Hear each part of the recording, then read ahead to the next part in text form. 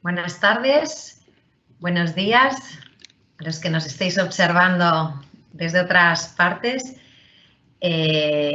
Daros la bienvenida en nombre del Colegio de Arquitectos a esta nueva segunda sesión de Maneras de Vivir. Es un placer compartir esta oportunidad de la mano de arquitectos de cabecera para que podamos conocer toda la experiencia intensa de cartografiar el confinamiento en el cual estamos todavía en proceso, ¿no?, de seguir viviendo de forma intensa en nuestras viviendas. Yo solo quería destacar que desde la Escola SER, que es la área de formación continua del Colegio de Arquitectos de Cataluña, queremos ser un espacio también de conexión entre la universidad, la academia y entre los profesionales para poder aportar toda la innovación que se está generando para que se pueda compartir con todos los profesionales, con todos los arquitectos que también de alguna manera participan ya sea de los posgrados que tenemos, de políticas de vivienda, ¿no?, y de gestión de la vivienda. También quiero incidir en que precisamente justo cuando empezó el confinamiento iniciamos también un ciclo de artículos que podéis consultar en la parte de actualidad de la Escola SER, donde encontraréis el primer artículo, precisamente lo inauguraba el tercer día de confinamiento, Arquitectos de Cabecera, también con el título 1000 casas en tu casa, que de alguna manera enlaza con la presentación de hoy. Este artículo se ha ido cosiendo con 15 artículos más que están estructurados en el capítulo de la vivienda, la casa, la ciudad, el paisaje, la naturaleza, el arte y la cultura y los aprendizajes. Y todas estas temáticas y estos ámbitos al final se han configurado en una publicación que podréis encontrar también en la web de la Escola SER, que os la podréis descargar fácilmente en catalán o en castellano. No me quiero alargar más, básicamente agradecer especialmente a todo el equipo del Colegio de Arquitectos, en especial al área de TIC, de tecnología, que nos ayuda a poder gestionar e innovar en todos estos encuentros virtuales, y sobre todo a la Escola SER, a todo su equipo por el trabajo increíble que se está desarrollando a nivel de formación y de innovación.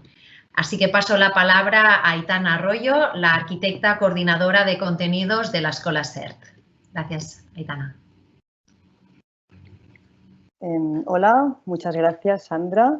Primero de todo, desde la Escola SER, daros las gracias a todos los que estáis hoy en esta sesión y, por supuesto, a arquitectos de cabecera y, por extensión, a todos los ponentes, ¿no?, del ciclo de Maneras de Habitar que aceptaron participar en este ciclo de forma con muy buena disposición y muy rápidamente. Deciros que la conferencia de hoy durará entre 1 hora y cuarto, 1 hora y media. Al final de la conferencia se podrán hacer preguntas vía chat que los ponentes irán respondiendo. Os sugerimos que las pongamos en el chat al final de la conferencia para irlas gestionando. Y nada, paso a presentaros a Arquitectos de Cabecera. Arquitectos de Cabecera es una asociación y un taller de proyectos nacido en la CHAP de la UPC en 2013. Trabaja desde la ciudad existente y desde lo colectivo y cree que la metodología reclama un papel más comprometido del arquitecto hacia la estructura social de la ciudad. Arquitectos de Cabecera fue reconocido con el premio Ciudad de Barcelona de Arquitectura y Urbanismo en 2015, nominado a los premios Mies van der Rohe en 2017 y expuso en el pabellón español de la 16ª Bienal de Arquitectura de Venecia en 2018. Hoy lo representan Raúl Avilla, Ivonne Bilbao, Saray Bosch y Conche Berenguer. Raúl Avilla hará la conferencia, pero después los 4 nos irán respondiendo a todas las preguntas que tengáis. Doy palabra a Raúl Avilla. Muchas gracias a todos por atender esta conferencia. Vamos a ver si conseguimos que funcione. Bueno, ante todo, quisiera agradecer tanto al Colegio de Arquitectos como a la Escola SER la invitación para poder explicar nuestro trabajo, no solo eso, sino también el apoyo por habernos permitido publicar el texto que antes comentaba Sandra. Quisiera empezar la conferencia explicando qué es Arquitectos de Cabecera.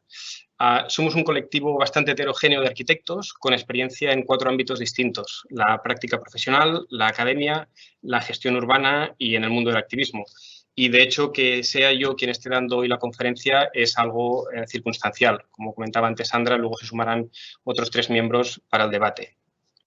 Arquitectos de Cabecera tiene la forma de una asociación y además damos clases en distintas universidades nacionales e internacionales, con especial mención a la Escuela Pública de Arquitectura de Barcelona, donde impartimos un taller temático.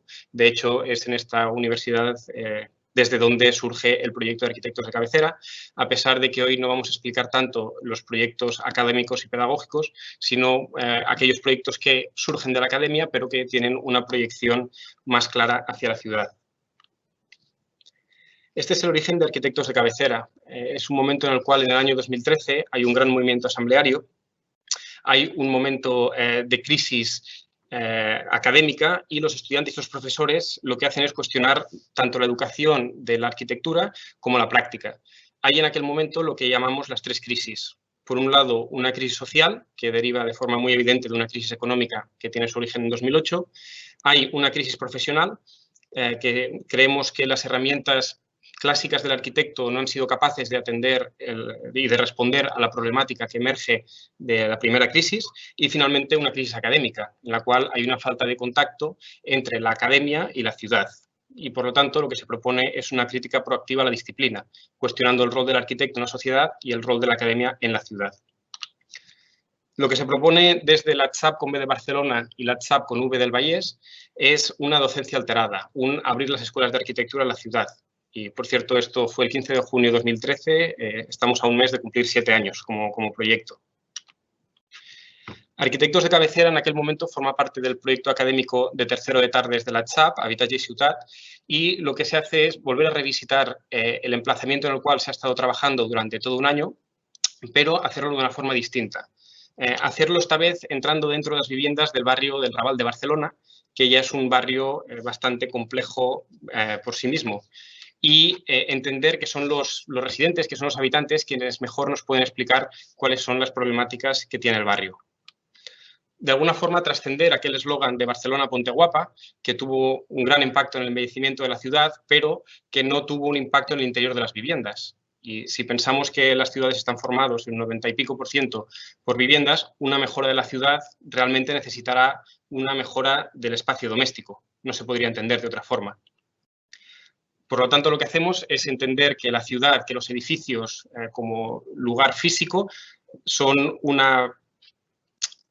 contenedor, son la estructura en la cual sucede todo aquello que realmente nos interesa, y empezamos a cartografiar con herramientas de arquitecto, en este caso es el dibujo, toda la vida que acontece en estos espacios, entendiendo que realmente lo que nos importa es la forma en la cual se habita este espacio, tanto o incluso más que la configuración del espacio en sí. Nos gusta explicar este proyecto de un fotógrafo chino llamado Huang Qinjun, que lo que hace es fotografiar habitantes enfrente de sus viviendas y al lado de los objetos de la vivienda, y realiza esta serie de fotografías en los cuales evidencia que el sujeto, el objeto y el continente forman un ente, forman un ecosistema, de forma que si como arquitectos queremos hacer un proyecto para la parte morfológica de la ciudad, necesariamente tendremos que entender quién lo habita y cómo lo habita, porque si no, este proyecto estará incompleto. Y es una forma de cuestionar la disciplina, en ningún caso sustituyendo un conocimiento disciplinar previo, sino añadiendo una capa más de complejidad para tratar de dar una respuesta un poco más compleja. Entendiendo también, como explica esta fotografía, que la ciudad es un continuo. La vivienda no termina cuando cerramos la puerta que da a la calle, sino hay una interdependencia entre lo que le pasa en el interior del espacio doméstico y lo que le pasa a la ciudad. Esta imagen en concreto es el barrio del Raval de Barcelona, una vivienda que trabajamos que está justo enfrente de la Plaza dels Àngels, la Plaza del Macba, que es un lugar con una intensidad de uso muy alta, tanto por un uso de ocio como por un uso de turismo. Por lo tanto, esta vivienda está condicionada por la calle que tiene enfrente, y hay que entender que la vivienda forma parte de la ciudad y la ciudad forma parte de la vivienda. Cuando llegamos a trabajar a un determinado barrio, lo que hacemos es empezar a trabajarlo desde los que ya están allí. En este caso es Toni Marzo, el presidente de la Asociación de Vecinos del Safarellos de Santa Coloma de Gramenet, quien nos está explicando el barrio desde su punto de vista. Y nosotros creemos que son los vecinos los que tienen un conocimiento intrínseco de la ciudad por el simple hecho de vivirla. Esto no significa en ningún caso que se reniegue de la responsabilidad del arquitecto, ni de la función del arquitecto, pero sí que es necesario incorporar otras voces en un discurso y en una discusión más plural sobre la ciudad. Creemos que por lo menos debe haber tres. Por un lado, la administración en sus distintas escalas, desde la escala más territorial hasta la escala más local de distrito. Por otro, equipos técnicos multidisciplinares. Aquí iría la universidad también. Y creemos que es importante recalcar de que el arquitecto es un profesional fundamental para transformar la ciudad, pero que en la misma medida no puede hacerlo solo. Es decir, muchas veces creemos que la arquitectura ha pecado de ser bastante autorreferencial y esto tiene que ver mucho con la pedagogía de la arquitectura. Es decir, nuestras universidades, por el hecho de formar parte de un encaje politécnico, tienen sus virtudes que son innegables, pero la Escuela de Arquitectura no tiene departamento de Sociología, ni departamento de Economía, ni departamento de Geografía, ni ninguna otra de las ciencias sociales que atienden la ciudad. Y esto puede terminar generando una lógica en la cual la arquitectura y el urbanismo se vuelven disciplinas autorreferenciales, en lugar de entenderse como dependientes, en el buen sentido de la palabra. Y finalmente el tercer agente, que serían los agentes que ya están en el lugar, que son las comunidades y que son los intereses particulares, y aquí entraríamos en todo el mundo del asociacionismo. Lo que tratamos de hacer es acercar la figura del arquitecto al vecino, al habitante de la ciudad. Esto es la Oficina de Arquitectura Gratuita de Atención a la Ciudadanía, que se montó en el marco del Festival de Arquitectura, de la Exposición de Arquitectura Piso Piloto en el CCB de Barcelona en 2015. De hecho, dos de los proyectos que vamos a explicar hoy parten de que hubo gente que se acercó a pedir ayuda, a consultar a los servicios que aquí se ofrecían.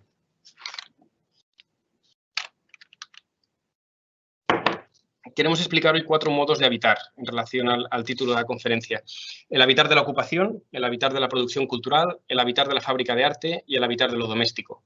Cada una de estas formas de habitar le irá vinculada una estrategia que hemos propuesto como arquitectos y va entrelazado a los 4 proyectos que vamos a explicar antes de dar paso al debate. El primer proyecto, Lancaster 24, el Guernica. Esto sucede en el barrio del Raval de Barcelona. Sucede en el marco, como decíamos antes, de Piso Piloto. Es un proyecto en el cual Arquitectos de Cabecera colabora con el PEI Lab de la Universidad Javeriana. Y entramos en contacto con Lancaster en el momento en el cual Sara viene a la Oficina de Atención a la Ciudadanía. Entonces, la historia es que Sara es una ciudadana francesa que llega a Barcelona en 2011, que ocupa el edificio de Lancaster, que en aquel momento estaba vacío, y que quiere impulsar un proyecto para madres solteras migrantes. El proyecto no funciona y el edificio queda ocupado en una situación cercana a la infravivienda y que, bueno, con una casuística muy diversa de usuarios. Este es el barrio del Raval, el edificio Lancaster, no sé si veis el puntero, es este puntito rojo que hay aquí. Las Ramblas y el Paralel es un edificio que hace esquina y que está situado en un lugar que particularmente tiene un uso muy intenso, justo delante de una discoteca para Masinri. Lo que hacemos como arquitectos de cabecera es entrar al edificio de la mano de los vecinos y que ellos mismos nos expliquen cuál es el proyecto del edificio. Atendemos, como comentaba antes, tanto la parte morfológica del edificio como la parte de comunidad o la parte de los habitantes. Y aquí es donde nos encontramos la sorpresa o la condición de que ante un escenario de ocupación que muchas veces está muy estereotipado, lo que hay aquí es una gran diversidad de habitantes, que no todos están aquí por motivos políticos, pero sí todos están aquí porque necesitan la vivienda, que es una condición muy recurrente el hecho de no gozar de una vivienda digna en muchas de nuestras ciudades. Luego hablaremos de ello en el último proyecto. Lo que realizamos es un diagnóstico del edificio. Esto es parte de un dossier que elaboramos con cada proyecto y que luego se entrega a los habitantes o a las asociaciones con las que colaboramos o a la administración.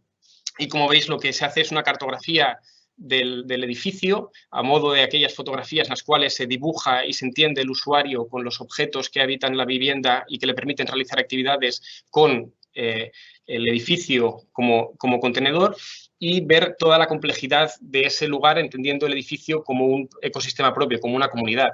Aquí lo que vemos es, en esta sección, los distintos espacios que pudimos visitar, algunos de los cuales están en blanco, y esto fue que no quisieron participar. Evidentemente no se obligó a nadie, sino que simplemente se ofrecía una colaboración a quien pudiese estar interesado. Lo que nos encontramos, por lo tanto, es que el edificio tiene una necesidad urgente de mejora, de condiciones de salubridad, que tiene una serie de patologías y que además no tiene un lugar como uno de reunión que sería deseable. Y además el presupuesto es nulo. Por lo tanto, la estrategia que se plantea es la de microproyectos, que son estos pequeños proyectos para los cuales se diseñan esta serie como de plantillas, en los cuales se determina y se explica qué se va a necesitar, cuáles son los pasos a seguir desde la impermeabilización de la cubierta, la reparación de los bajantes o eventualmente un calentador solar. Lo que se hace con el microproyecto justamente es incorporar al usuario como parte activa, como parte necesaria, como parte fundamental del proyecto. No se hace un proyecto para un usuario, se hace un proyecto con el usuario y, por lo tanto, se piensa el proyecto de forma distinta. Esto responde a la lógica de que, como el presupuesto era muy pequeño, fuesen los propios usuarios, cuando tuviesen tiempo, cuando tuviesen dinero, que fuesen haciendo las pequeñas mejoras en el edificio. Y como veis, bueno, aquí distintas páginas del dossier, está todo en abierto en nuestra página web si alguien tiene curiosidad, pero se van explicando pues, los distintos materiales, el distinto tiempo, cómo se tiene que realizar las distintas intervenciones. Hay una de ellas que sí que se realiza durante ese mes de trabajo, que es la apertura de esta ventana en la planta baja. Es un microproyecto que fue particularmente complejo, porque había que abrir una ventana teniendo en cuenta que justo delante había una discoteca y, por lo tanto, podía haber unos problemas de intrusión. Pero finalmente se consiguió y aquí vemos que se habilita un espacio que llevaba muchos años tapiado como un primer lugar de reunión del edificio. Finalmente, lo que sucedió con este edificio es que estaba afectado anteriormente de un plan de mejora urbana en 2002. En 2016 se creó un colectivo que se llamó Colectivo Madres L24 para evitar un desalojo, pero finalmente los habitantes fueron reubicados en pisos de viviendas públicas y el edificio de Lancaster fue demolido.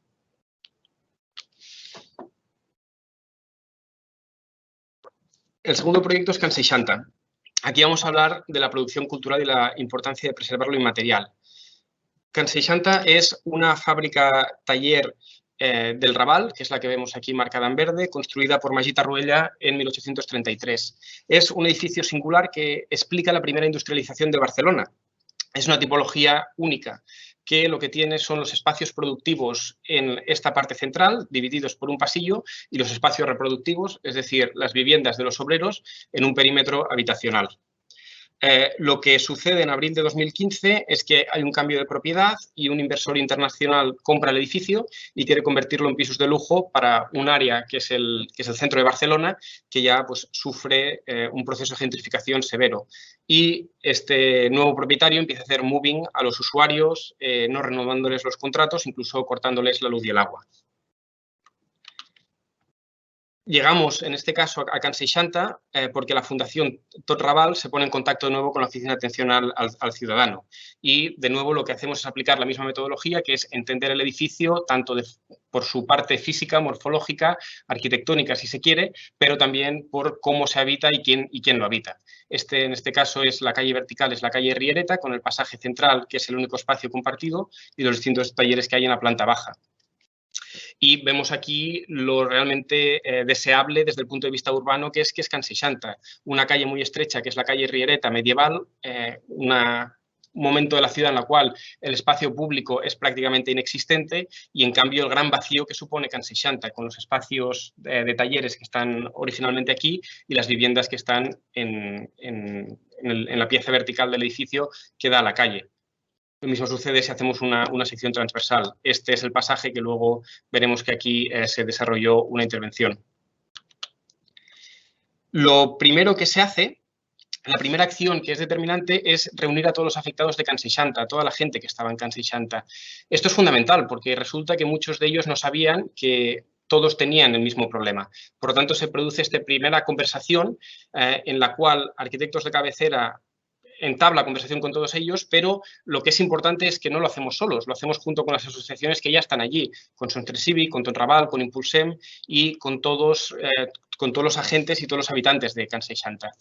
Y a partir de aquí se empieza a hacer el informe sobre las patologías que tiene el edificio, porque como la propiedad anterior no lo había mantenido durante muchos años y los inquilinos no habían podido hacerlo tampoco.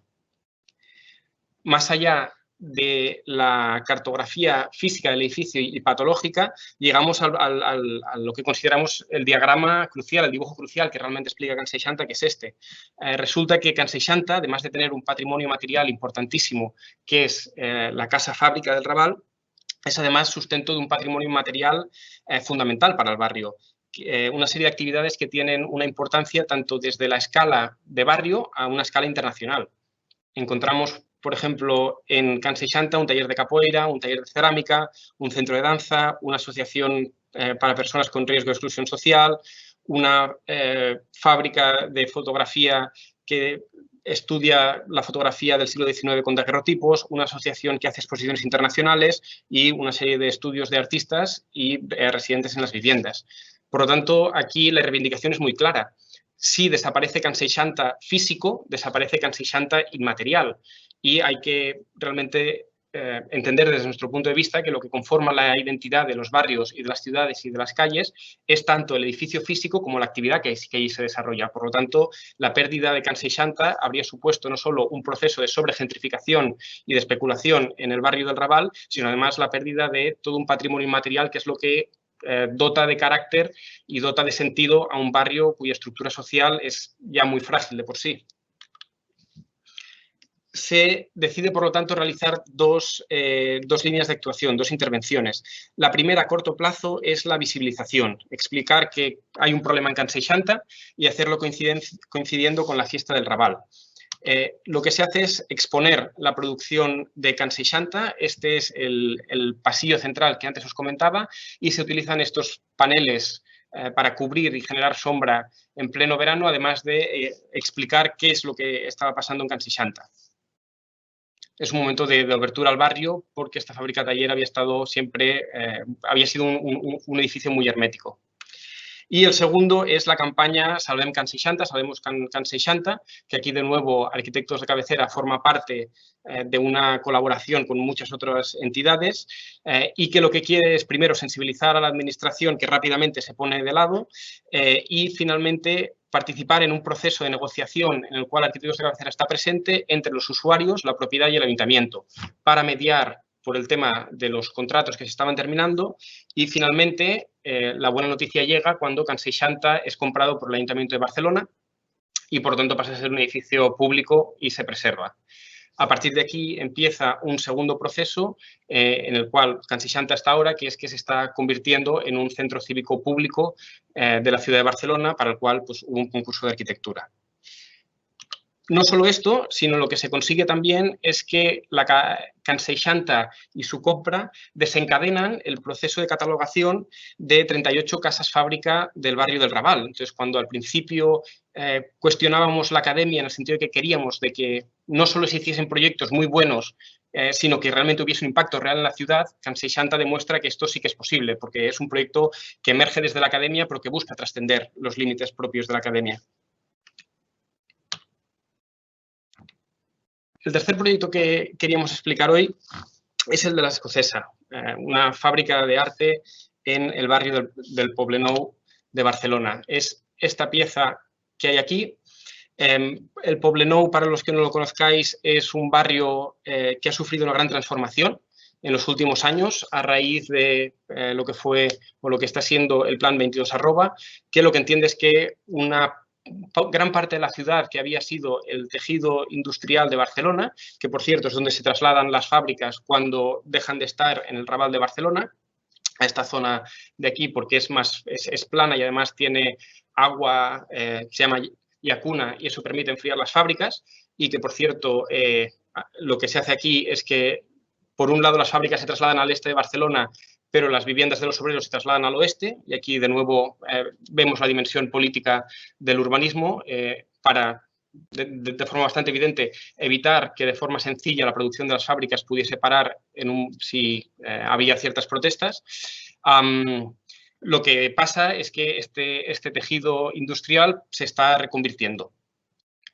La fábrica de La Escocesa estuvo abandonada durante muchísimos años y finalmente unos artistas entraron y la convirtieron en una serie de talleres propios.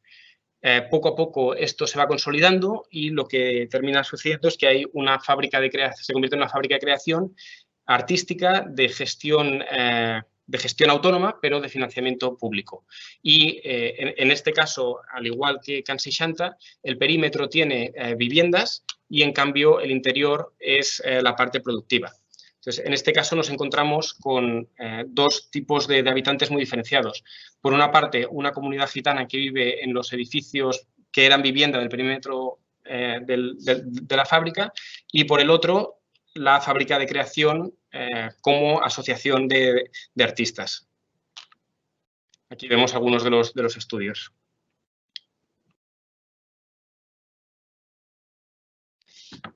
Nuestro proyecto o la vinculación de arquitectos de cabecera con La Escocesa sucede en esta pieza de aquí, que es la nave L.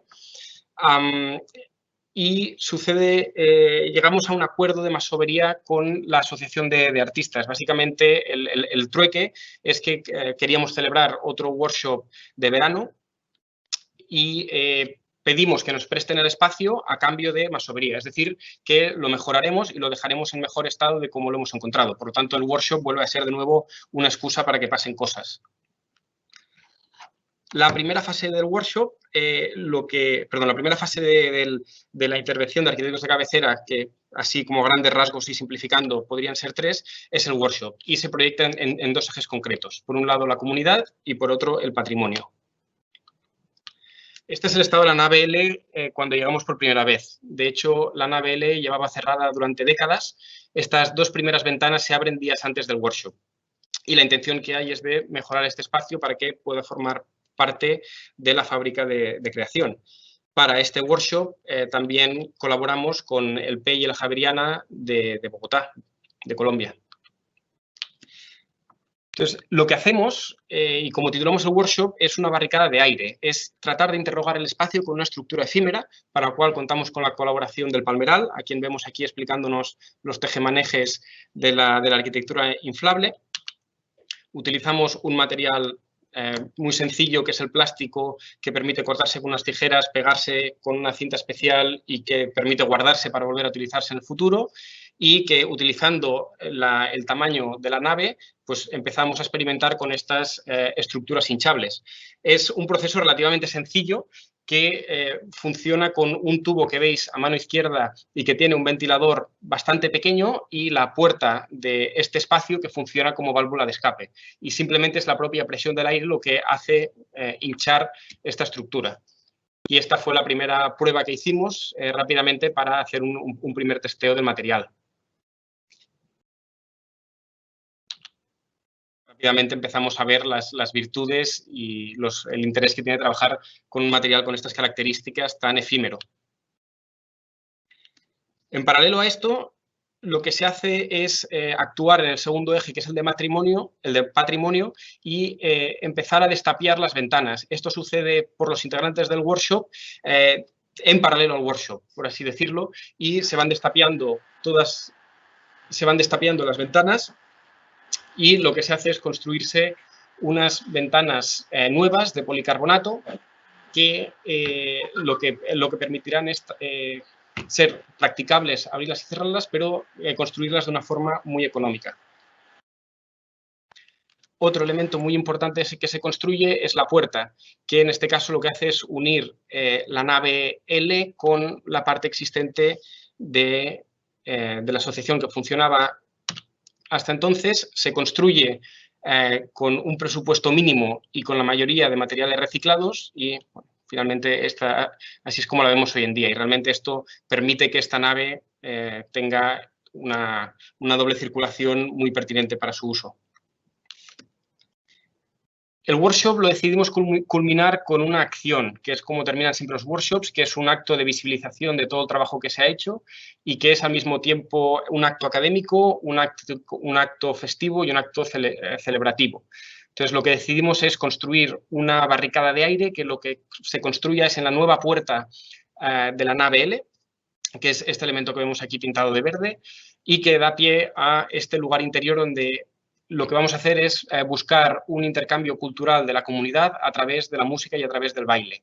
Este elemento que se construye constará de 3 partes, que es una parte exterior, una protuberancia exterior que irá a buscar el patio central de la Escocesa, una ocupación total del espacio intermedio, que es un espacio que este es el único que se utilizaba de la nave L anteriormente, y finalmente una salida, una puerta nueva al interior de la nave L. De esta forma ya redescubriéndolo. No hacemos más que generar una puerta hinchable, efímera, inmaterial prácticamente. Y como buenos arquitectos lo que hacemos es una maqueta, como nos han enseñado en la Escuela de Arquitectura, para probar el modelo, y un buen set de planos que nos permita construir con precisión. En este caso, acorde al material que se va a emplear. Aquí vemos una segunda maqueta, en este caso sacada de su contexto y que exactamente igual que la arquitectura inflable se hincha con el ventilador. Y aquí vemos el objeto en una prueba el día anterior, que lo que se hace es sacarlo del contexto en el cual va a estar, que es una habitación. Es decir, se construye una habitación dentro de otra.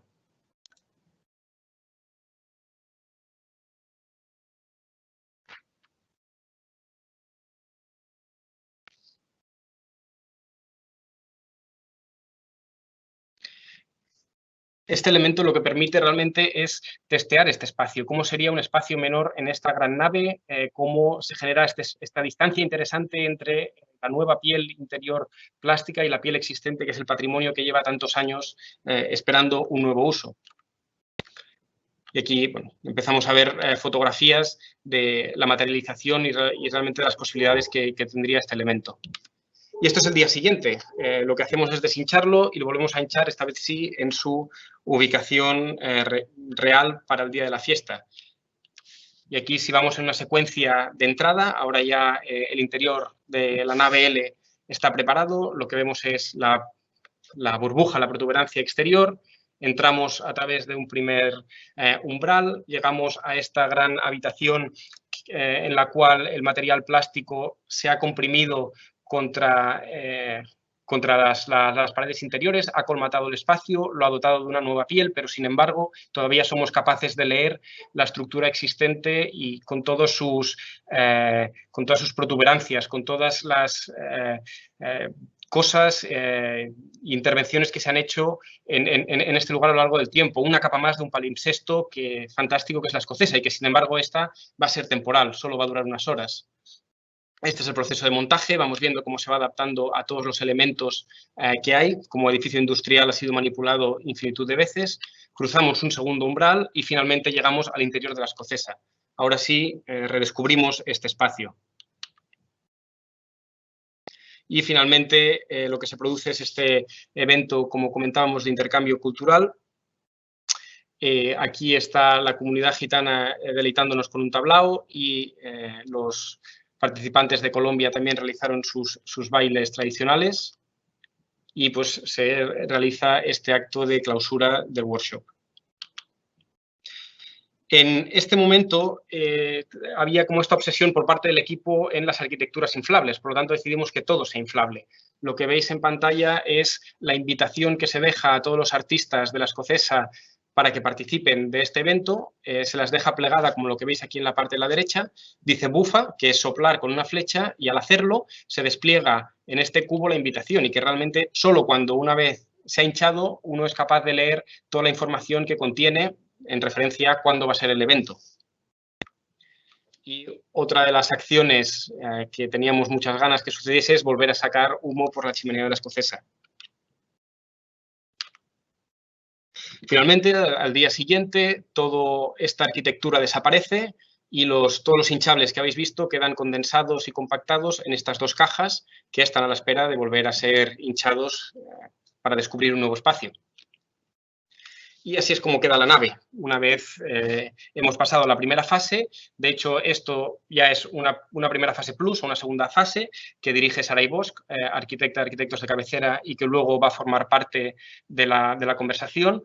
Además, Saray hizo su proyecto final de carrera en la Escocesa, lo cual fue determinante para este proyecto. Y aquí lo que se ha hecho es un primer parcheo del suelo en un primer lugar. Vemos la puerta que ya se construyó durante el workshop y las ventanas que se hacen durante el verano, además de una instalación muy sencilla de cableado eléctrico en la parte inferior y de iluminación en la parte superior. Esto viene por la invitación del director de la Escocesa a convertir este espacio en talleres y que sea un lugar que ya pueda ser utilizado de forma más permanente por los artistas de la Escocesa, como requerimientos que sea lo más rápido posible, prácticamente inmediato, que pudiese salir al concurso que convocan anualmente para artistas residentes de la Escocesa y, como no podía ser de otra forma, pues un presupuesto ajustado que pasa a ser uno de los grandes retos.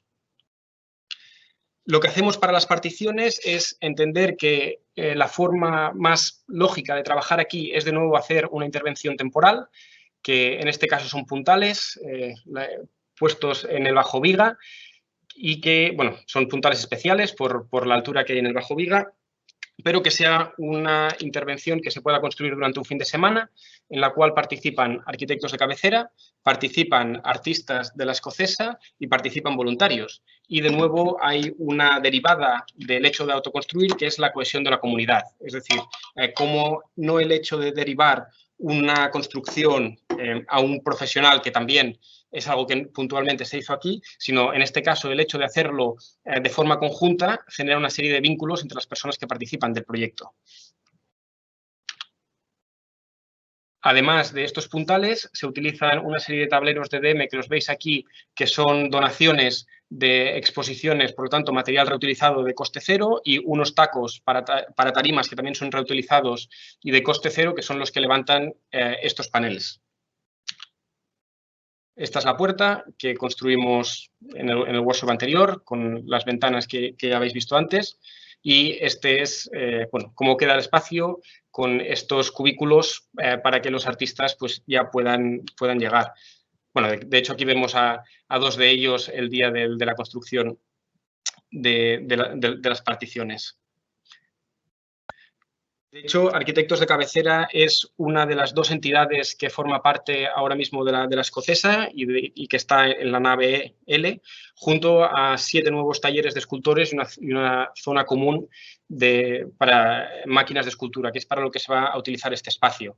De hecho, seguramente las fotografías más interesantes que hubiésemos querido poder mostrar hoy no las podemos mostrar porque las llaves se entregaron justo una semana antes del confinamiento. Pero lo que sería interesante es ver cómo este espacio ha sido manipulado, transformado, pervertido y en cualquier caso seguro que mejorado, porque el hecho de añadir la capa del habitante sobre un proyecto de arquitectura siempre lo mejora, indudablemente. Y realmente lo que hay que hacer es posibilitar que eso suceda. En este caso vino de forma bastante lógica la aplicación del material que son estos paneles con los puntales, que veis que hay algunos de aquí que son redundantes. Este puntal no está sujetando un panel. Lo que está esperando es que el usuario decida qué tiene que pasar allí. Llegamos a los datos duros. Rehabilitar 420 metros cuadrados de nave pública para los 7 nuevos talleres de escultores y 2 entidades cuesta 48 euros metro cuadrado. Arriba vemos el estado inicial y abajo el estado final. 48 euros metro cuadrado es un precio prácticamente ridículo, se compare con lo que se compare si pensamos en lo que cuesta intervenir en el patrimonio público. Esto es la nave Foseco. Es una nave que forma parte del recinto de la Escocesa, en la cual hubo un proyecto de arquitectura, si no tengo mal entendido, con un proyecto ejecutivo redactado antes de la crisis de 2008, creo que fue 2006-2007, y que por culpa de la crisis no se hace la intervención que debería hacerse, la nave colapsa y ahora mismo está vallado. Entonces, esto lo que creemos que tiene que provocar es repensar cómo son los protocolos de transformación de la ciudad, es decir, quién y cómo puede intervenir en el patrimonio. Porque ahora mismo nos encontramos en una situación en la cual o bien se sigue el protocolo a rajatabla y se hace todo como se tiene que hacer de forma absolutamente normativizada, o no pasa nada. Y si no pasa nada, eventualmente llegamos al colapso, que es este ejemplo. Queremos poner en valor la informalidad y la autoconstrucción. Y como aprendimos en uno de los proyectos en Colombia, la mejor forma de conservar el patrimonio realmente es utilizarlo. Entonces, sin querer consolidar una situación que a veces es precaria, lo que sí creemos es que hay que pensar en el mientras tanto, porque el mientras tanto en arquitectura pueden ser meses, pero pueden ser años o pueden ser décadas. Entonces, aquí no es por evaluar qué es lo que ha sucedido mal mostrando esta imagen, pero sí es evidente que como sociedad y como ciudad, dejar perder el patrimonio de esta forma es un error, se mire como se mire. Por lo tanto, lo que proponemos realmente es entender que este, mientras tanto, es la condición constante de la ciudad. La ciudad no es una tabula rasa, es una tabula plena con historia, con identidad, con edificios, con comunidades, que como arquitectos la transformamos y que va a ser transformada a futuro 1000 veces después de que nosotros la transformemos. Por lo tanto, somos parte de un proceso que empezó mucho antes, que va a terminar mucho después y para el cual hay que colaborar y hay que cooperar con muchos otros agentes. Y esta es la propuesta realmente que se deriva de este tipo de proyectos que creemos que ejemplifican todo esto que acabo de explicar.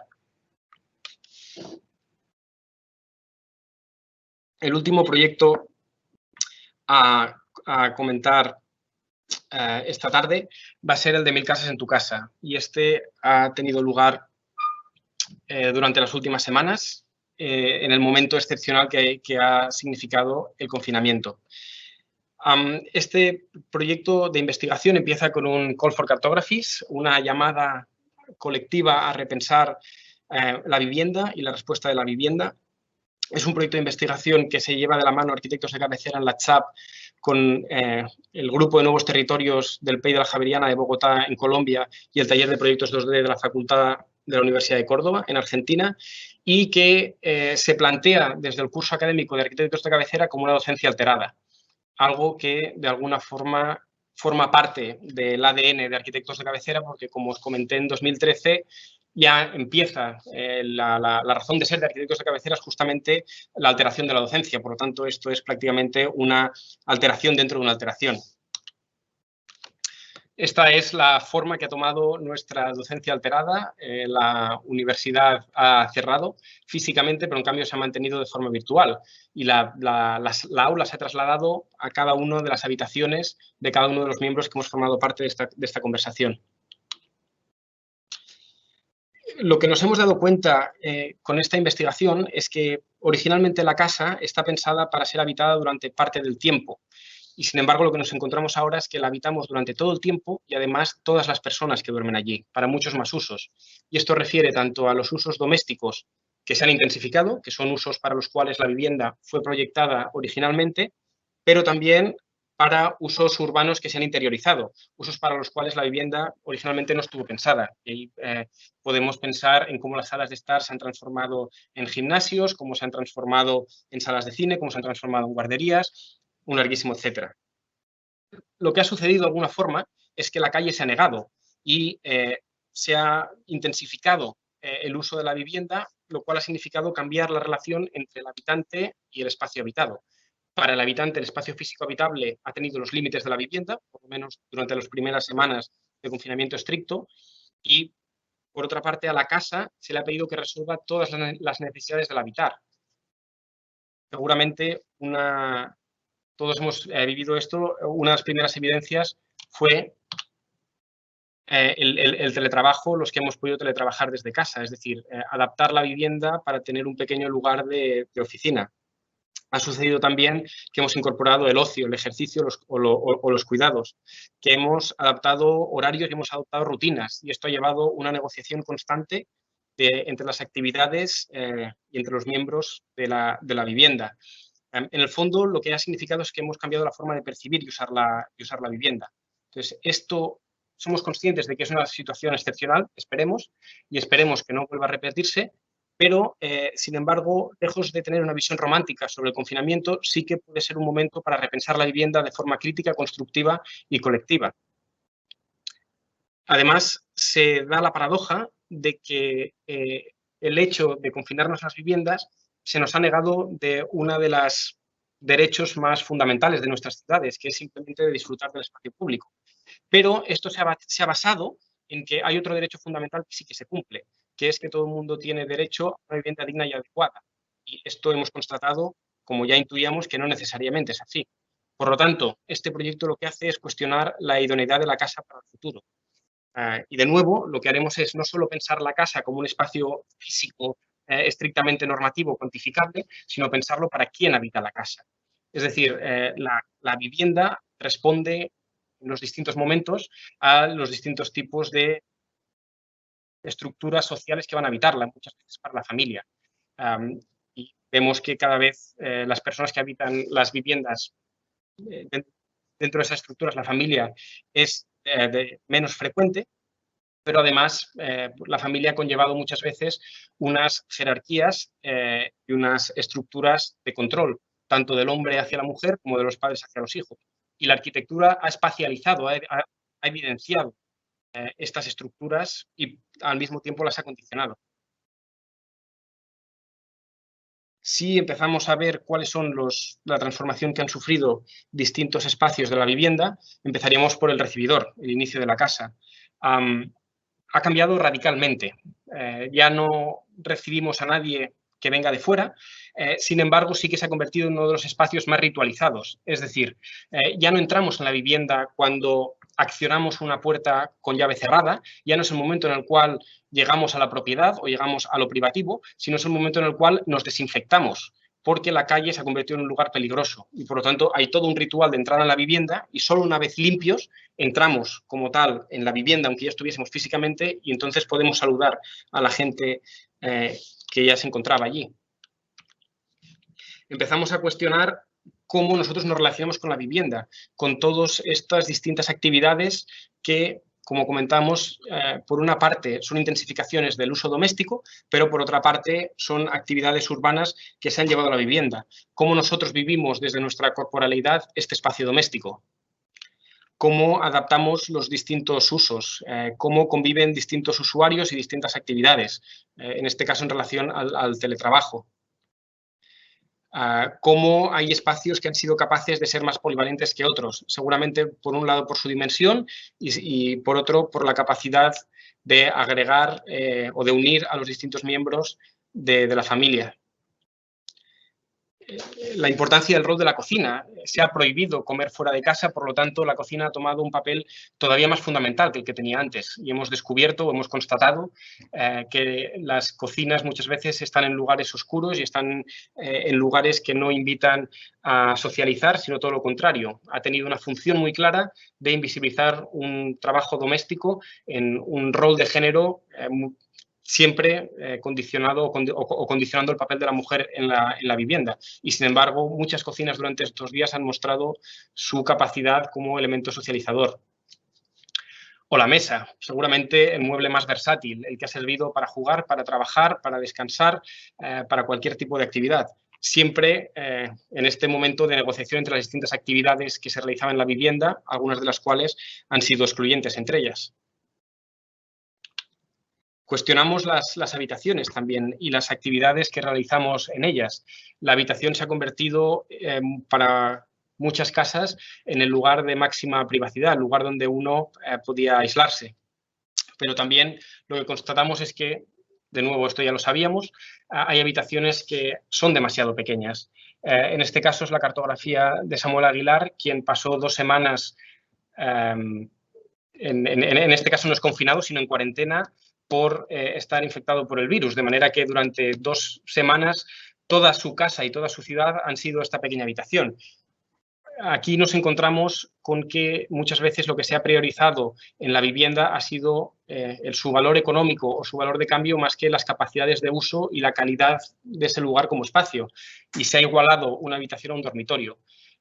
Una habitación de 6 metros cuadrados puede ser fantástica para jugar, para tener un pequeño despacho, para planchar la ropa, pero no para estar 2 semanas y aunque no hubiese confinamiento, seguramente una habitación de 6 metros cuadrados no permite una cama de 2 plazas. Por lo tanto, este es un tema que hay que poner encima de la mesa, es decir, va condicionado a cuál es el objetivo final de la vivienda, ya sea generar un espacio de calidad para la propia vivienda y para los usuarios, o ya sea generar espacios lo más pequeños posibles que el mercado sea capaz o quiera pagar con un objetivo financiero detrás. Otros espacios que han tenido una relevancia brutal durante este confinamiento, los balcones, los espacios exteriores, han sido espacios que no son normativos para la vivienda y que incluso muchas veces se han desincentivado. Al igual que habría que revisar la habitación mínima de 6 metros cuadrados, habría que revisar la inclusión de los balcones como espacios normativos. Esto tiene que ver ya no solo con un efecto climático que se podría producir de cara a la vivienda, sino como un lugar exterior. Y, paradójicamente, lo que nos han permitido balcones y terrazas es, de alguna forma, transgredir el confinamiento mientras lo acatábamos. Es decir, no se podía salir a la calle durante el confinamiento. Bueno, se podría discutir. Estos 3 chicos están o no están en la calle. Yo veo coches, veo la calle. Si hubiese alguien pasando, también lo veríamos de aquí. De manera que lo que ha sucedido durante este confinamiento es que se ha invertido la relación entre el balcón y la vivienda. Si antes el balcón era lo ruidoso y la vivienda era lo silencioso, ahora es al revés. Si antes un miembro de la vivienda quería privacidad en la vivienda, seguramente también ha sido al revés y la privacidad se encuentra en el balcón. Si antes hablábamos con los vecinos en el rellano de la escalera y el balcón no era un lugar de interacción social, de nuevo esto se ha invertido y hemos empezado a socializar a través del balcón. Las ventanas se han convertido en el fondo en un lugar que nos ha permitido redescubrir la ciudad y esta imagen no es tan distinta de la que mostraba al inicio de la charla en el barrio del Raval. Unos elementos que nos han permitido, como comentaba antes, socializar y creemos que en esto ha tenido un gran efecto los aplausos en algunos barrios a las 8 de la tarde y que esto ha permitido generar relaciones sociales o algunos hemos tenido la suerte que seguro que se van a mantener. Hay mucha gente, muchos vecinos que se han hablado por primera vez y esta ha sido mi experiencia personal por el hecho de salir al balcón y la distancia en la cual uno medía la relación social era la distancia del alcance de la voz, pero sin embargo estas relaciones se van a mantener más allá de lo que dure el propio confinamiento. También nos hace cuestionarnos el uso de los espacios comunes, las cubiertas y los terrats. Unos espacios que muchas veces se desincentivan en la vivienda para evitar los conflictos entre vecinos o por un tema puramente de gestión, pero sin embargo que son los grandes balcones, las grandes terrazas colectivas y que vemos que realmente, de nuevo, si hay un entendimiento, si hay una colaboración entre los distintos vecinos, hay una mejoría sustanciosa. De la calidad de la vivienda, me refiero. El terrat o la cubierta no deja de ser parte de la propia vivienda, simplemente es que es de uso compartido, igualmente como puede ser de uso compartido una sala de estar en, por ejemplo, un piso de estudiantes. Lo que constatamos, pues, es que cada vivienda es, como dice el título del proyecto, 1000 viviendas y que los usos se han solapado y que realmente cada persona tiene una forma muy subjetiva de vivir la vivienda. Aquí lo que vemos es una cartografía que explica cómo los distintos miembros de la vivienda utilizan determinados espacios y otros no. De manera que se produce de nuevo esta negociación tanto a nivel de usos como a nivel espacial. Todo este proyecto está volcado en esta página web que os invito a visitar, que no tengo tiempo de explicar en esta conferencia, pero los vídeos que habéis visto vienen de aquí, y que está construida como un edificio en el cual cada una de estas ventanas que veis lleva a una experiencia, a una reflexión sobre la vivienda. En total, las 3 universidades antes comentadas han elaborado de forma conjunta 150 experiencias en 25 ciudades distintas.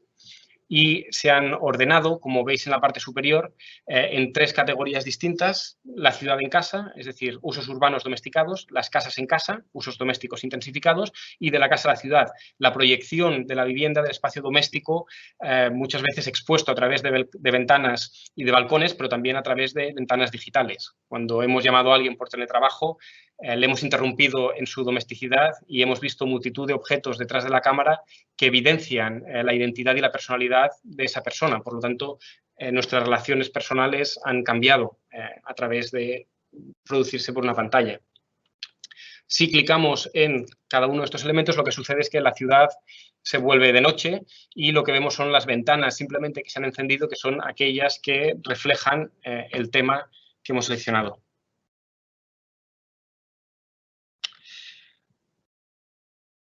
Reflexiones más allá del espacio estrictamente doméstico. Un tipo de ciudad lleva un tipo de vivienda y viceversa. Esto creemos que es algo fundamental. Aquí vemos tres tramas urbanas distintas. La ciudad suburbana a la izquierda, que esto es del Vallès, en el área metropolitana de Barcelona. En el centro, un polígono de viviendas de Bellvitge, en Hospitalet de Llobregat, y a la derecha, las plazas de Gracia, en Barcelona ciudad. Un tipo de vivienda conlleva un tipo de ciudad, es decir, no podemos imaginar separadas ninguna de estas dos categorías. Cuando pensamos en la casa unifamiliar, no pensamos solo en una vivienda que puede tener un jardín que puede ser fantástico para la vivienda, pero que eso genera una dependencia altísima de automóvil, que genera calles poco transitadas y difíciles de mantener y que, por lo tanto, hay una relación muy directa entre la calidad del espacio público y la vivienda en la cual se deriva. La gran pregunta que emerge aquí, evidentemente, es qué tipo de ciudad queremos, porque estamos condicionados y, digamos, la ciudad, por encima de todo, es un proyecto conjunto. Otra cosa que también ha evidenciado el confinamiento son las redes de apoyo mutuo, que muchas veces han llegado un poco más lejos de lo que ha podido llegar la administración. Colapsada muchas veces o en varios momentos a raíz del COVID. No es casualidad que estas redes de apoyo mutuo se hayan dado en tejidos residenciales relativamente densos y además con espacios públicos de calidad. Y de nuevo, la gran pregunta es cómo realmente queremos constituir estos elementos de apoyo. Es decir, por un lado está la construcción cultural de que hay que encontrar una seguridad ontológica en la vivienda de propiedad y, por lo tanto, igualamos propiedad a privacidad, a seguridad personal, y por el otro nos vamos a un modelo en el cual donde encontramos la seguridad justamente es en estar expuestos, es en construir redes vecinales, en buscar redes de apoyo que se han demostrado que sí que pueden llegar a ser más efectivas que la ciudad muchas veces individualizada, individualizante, y que por lo tanto de nuevo evidenciamos que el tejido urbano y el tejido social van de la mano y que como arquitectos hay que ser capaces de dirigirnos a ambos, digamos, formándonos en aquellas disciplinas en las cuales no hemos sido formados o, en el mejor de los casos, cooperando en equipos multidisciplinares. Otra de las evidencias del COVID, la segregación urbana en nuestras ciudades. En el caso de Barcelona, la diferencia de superficie media entre barrios ricos y pobres de Barcelona es de 87 metros cuadrados. Esta cifra habla con sí sola y no debería dejarnos indiferentes. Del mismo modo que no debería dejarnos indiferentes que la esperanza de vida entre barrios ricos y pobres de Barcelona sea de 10 años. Es decir, una persona en un barrio rico vive 10 años más que en un barrio pobre. Evidentemente, hay muchos más factores más allá de que la vivienda, pero la calidad del aire que respiramos y la calidad de la vivienda juega un papel trascendental, no hay ningún tipo de duda. Por lo tanto, lo que hay que empezar a pensar es en medidas que sean preventivas y no medidas paliativas y entender el rol que juega la vivienda, por ejemplo, en el sistema sanitario. Invertir en mejorar la vivienda es evitar invertir en hospitales a futuro. Aquí también otra de los factores o de las grandes evidencias que ha dejado el confinamiento es la problemática de la violencia de género, que también ha sufrido un gran incremento durante estas semanas de confinamiento y en una situación terrible en la cual para algunas personas, mujeres, la vivienda se ha convertido en una cárcel y eso es una problemática que creemos que como sociedad estamos todavía lejos de poder solventar. Lo que ha evidenciado el COVID es la necesidad, creemos, que tenemos de ciudad, es decir, de que la vivienda no sea algo completamente aislado de la ciudad, sino que la vivienda y la ciudad sean interdependientes. Si lo ponemos en perspectiva, cada vez vamos a pasar más tiempo en casa. Somos una sociedad que está envejeciendo y que cada vez vivimos más años, y esto es un hecho, como también lo es que la edad de emancipación de los jóvenes está aumentando. Por lo tanto, la vivienda debe ser capaz de responder a todas estas tipologías y a que quien viva en ella no sean simplemente la familia con los hijos que se emancipan a los 18 o los 20 años, como sí que era una realidad hace tiempo. Por otra parte, todos seremos dependientes en algún momento de nuestra vida, ya sea cuando somos muy jóvenes, cuando somos muy mayores o cuando tendremos algún tipo de enfermedad. Y seguramente cada vez más las instituciones ofrecerán servicios virtuales, ya sean bibliotecas, ya sean universidades, o cualquier otro tipo. Las ciudades están creciendo por lo general y la población mundial a escala global también. Por lo tanto, la forma de ser más sostenibles justamente es generar ciudades que sean compactas, ciudades que tengan una mixticidad de usos y ciudades que lo que permitan es que uno pueda realizar todas sus actividades a escala de barrio, cerca de la vivienda. Creemos que para esto lo que hay que potenciar son políticas preventivas y no paliativas. Dicho de otra forma, mejorar el espacio doméstico de la vivienda lo que permite es ahorrar dinero en hospitales, por no hablar de, evidentemente, la calidad de vida de los que viven. Para esto hay dos dimensiones que creemos que habría que abordar. Por una parte, la nueva vivienda, es decir, las viviendas que se construyen en la ciudad existente y las expansiones urbanas, que es algo que realmente habría que limitar y sobre todo habría que hacer de otra forma. Es decir, muchas veces estas construcciones en suburbios, no dicho de forma peyorativa, sino dicho más allá de la ciudad consolidada y de la ciudad densa, son o bien estructuras urbanas que tienen una densidad muy baja y que por lo tanto una alta dependencia del transporte público, o bien son simplemente viviendas y hay veces incluso zonas comerciales que por el hecho de tener poca densidad nos encontramos plantas bajas eternamente cerradas. Esto es algo que hay que atacar desde el planeamiento, evidentemente. Por otra parte, hay que mejorar el parque de vivienda existente y ese es el gran tema que se ha puesto encima de la mesa con el confinamiento. Las viviendas no han sido capaces de responder en muchos casos a todas las demandas, a todas las solicitaciones que se han hecho durante estos días.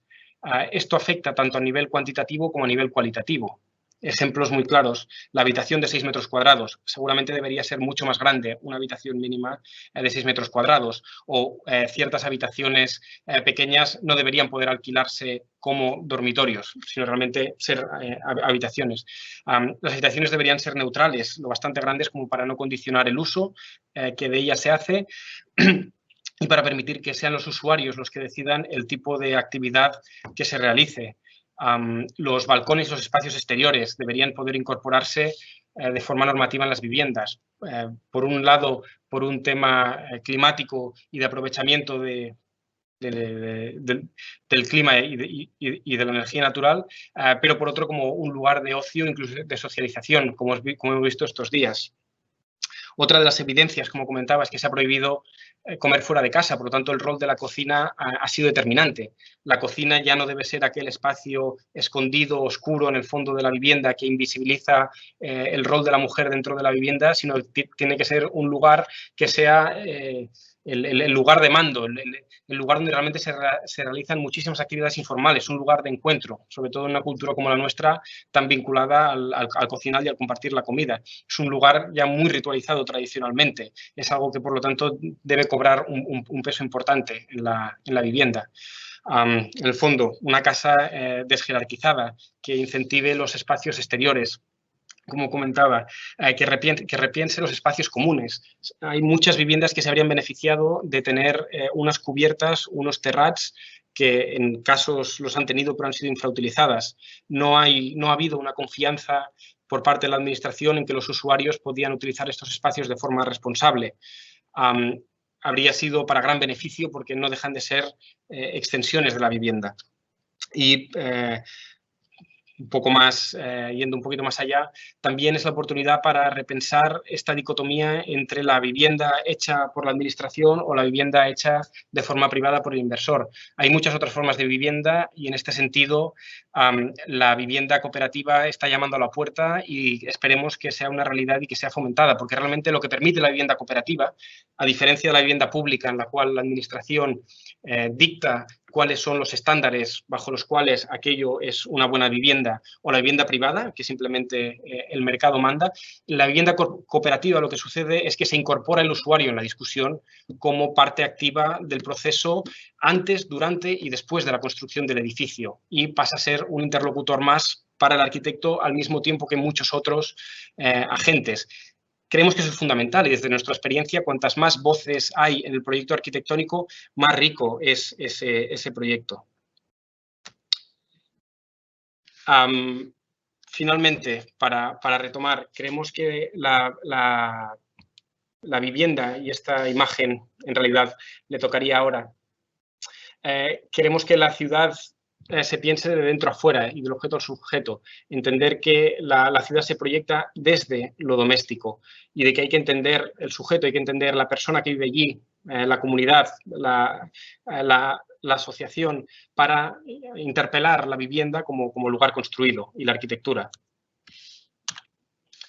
Nos gusta mucho enseñar esta imagen, esto seguramente algunos de vosotros lo conocéis, es 13 del Rue del Percebe, una tira cómica de Paco Ibáñez que se publicó durante muchos años, que lo que vemos a la derecha es la tira tal y como se publicaba, pero el dibujo interesante es el de la izquierda. Eso es la plantilla que utilizaba Paco Ibáñez para realizar los dibujos. Entonces, cada semana ponía un papel de calco, un papel cebolla, un sulfurizado encima, un gesto que todos los arquitectos conocemos, y lo que hacía era le dibujaba la vida, le dibujaba realmente lo que importaba, que eran las batallitas y las desventuras de los distintos miembros de esta comunidad.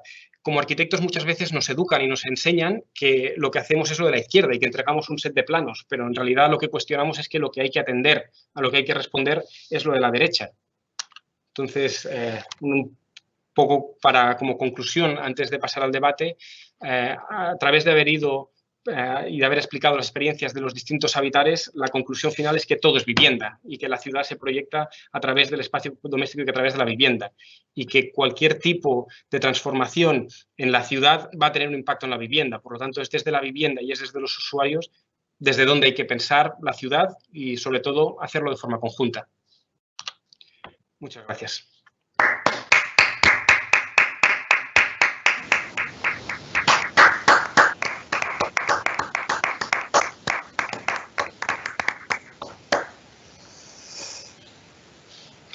Lo siento, que creo que ha habido bastantes problemas técnicos. Yo voy a callar ahora y voy a ejercer el rol de moderador. Voy a dar paso a Ivonne Bilbao, Saray Bosch y Conchi Berenguer y les voy a formular las preguntas que hayáis escrito en el chat. Muriel dice, en los procesos participativos, ¿cómo consiguen que la gente se confíe, se entusiasme y participe? ¿Cómo gestionan todos los procesos burocráticos con las administraciones para poder intervenir? Es una pregunta que está hecha de muchas preguntas. ¿Cómo recaptan recursos para poder ejecutar? Y si en todo participan los mismos habitantes. Tiene mucha respuesta esto. Sí, yo si queréis puedo empezar respondiendo esta pregunta.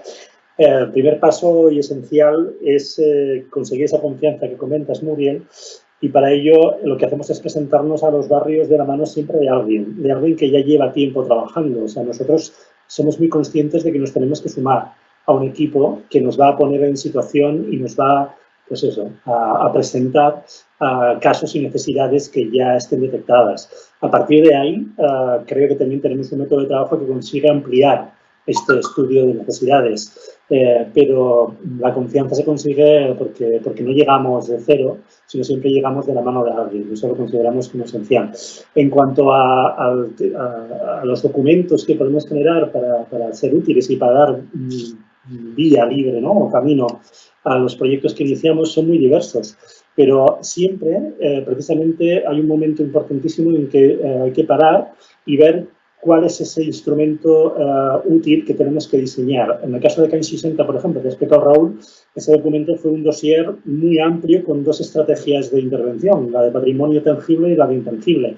Ese dossier, durante un año, le hicimos un seguimiento en reuniones con los representantes de CAN 60, con Sostre Civic, con el ayuntamiento, y al final derivó en este concurso público y demás. En este caso fue ese, pero por ejemplo en los casos de Tupolev en Poblenou fue un dossier, perdón, una gaceta para que la gente entendiese la magnitud del problema que era la gentrificación, o etcétera, etcétera. Es decir, el diseño del documento es parte del proyecto y es esencial acertar en él.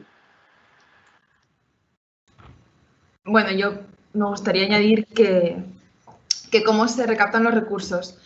Va mucho por un poco las personas que hay implicadas, es buscarnos la vida y es entender un poco qué es lo que tenemos al alcance y cómo podemos trabajar con esos recursos, ¿no? Parte un poco también de la picaresca, de la imaginación. Siempre se dice, ¿no?, que cuando faltan los recursos es imprescindible tener imaginación. Entonces, va un poco por esto. Yo creo que de materiales ya ha hablado un poco Raúl cuando se hablaba de la nave Nele, ¿no? Son puntales y tableros de DM reciclados, pues con estas cosas es con lo que vamos trabajando. y si siempre participan los mismos habitantes, bueno, tuvimos la suerte de uno de los cursos de taller temático en 2018. El proyecto de la universidad fue hacer una fiesta mayor que integraba a muchísimas cosas detrás. Pero la participación que se hizo en este caso intentó construir la fiesta en diferentes talleres y cada taller estaba enfocado a un tipo de población diferente. Y así conseguimos como intentar integrarlos todos, intentar que todo el mundo se sintiera partícipe no solo del momento final, sino también de la construcción de los proyectos. Y es una cosa que creemos fundamental, ¿no? No llegar a un sitio y dar un proyecto o dar algo hecho, sino que en todo el proceso tiene que estar involucrada la gente para que esos proyectos se los sientan como suyos porque realmente son suyos. Yo quería agregar algo, o sea, en el caso, por ejemplo, de Lancaster, o sea, consideramos que el material que tenemos para hacer la intervención no es solamente el material físico, material, o sea, de puntales o maderas o lo que sea, sino que en este caso, por ejemplo, creo que funcionó muy bien saber, por ejemplo, cuáles eran las habilidades de las personas que estaban viviendo en Lancaster, ¿no? Por ejemplo, a lo mejor no podían poner dinero para pintar o para arreglar la parte de abajo, o tiempo tampoco porque estaban todo el día trabajando, pero no sé, podían, yo qué sé, unos preparaban la comida para los que estaban trabajando, otros sabían de carpintería, otros sabían de albañilería, y así poco a poco se va haciendo una especie de Tetris que no es solamente, como decía, físico, sino también de habilidades de las personas que también, al verse de alguna manera como valoradas por aquello que saben hacer, se implican como mucho más en el proyecto y luego también en mantenerlo a largo plazo. Lanzo otra pregunta. Esta va a Ivonne como codirector del taller temático de Arquitectos de Cabecera. Son dos preguntas que te las leo seguidas. ¿Crees que la vivienda colectiva, entre paréntesis, co-living, sea una de las soluciones al problema de calidad de la vivienda? La segunda, ¿tenéis pensado abordar la cuestión de la vivienda para gente mayor / cohousing senior próximamente? A la primera pregunta, lo que tiene que ser es mucho más protagonista, es decir, tiene que darse en mayor número de situaciones, en mayor número de casos, precisamente porque hay una demanda de ese tipo de vivienda. Yo creo que también me sirve para explicar un poco lo que hacemos. Nosotros, nuestra manera de movernos en la docencia y movernos en la profesional viene a sumar a lo que ya existe. O sea, no venimos a decir que somos mejores o peores. No, es simplemente que creemos que falta algo por intensificarse o por evolucionar. En el caso de co-living es una necesidad también que yo creo que se está demostrando que tiene unas virtudes que muchas personas necesitamos, ¿no? Y eso puede ser una ampliación de la oferta, de la posibilidad de uno organizar su espacio doméstico muy interesante y, por lo tanto, debe de tener mucha más presencia de la que tiene ahora, ¿no? Tiene que venir a sumarse, eso seguro. Y la segunda pregunta, precisamente, es bueno, ha sido una de los temas que han emergido con mucha fuerza en el periodo de confinamiento, ¿no? Es cómo la situación de las personas mayores, cómo el nivel de dependencia que tienen, cómo se podría realmente gestionar. Claro, esto da claramente para una investigación que ya en muchos casos se está llevando, pero creemos que abre la necesidad de dedicarle a ello tiempo y será posiblemente uno de los temas importantes del año que viene en el taller temático de arquitectos de cabecera, porque creemos que necesita una atención inmediata y poner la academia y en este caso la asociación también en esa línea, creemos que es uno de los temas más pertinentes que ahora mismo hay sobre la mesa. Se ha demostrado, es evidente, ¿no? De momento no hay ninguna otra pregunta, pero me gustaría que Saray explicase cómo realizó su proyecto final de carrera en la escocesa y desde la escocesa, porque me parece ejemplar realmente de cómo algo también que parte de un proyecto final de carrera realmente se proyecta más allá cuando una ya tiene el título y terminas llevando la dirección de la transformación de la nave L. Pues en realidad fue un proceso bastante informal al principio.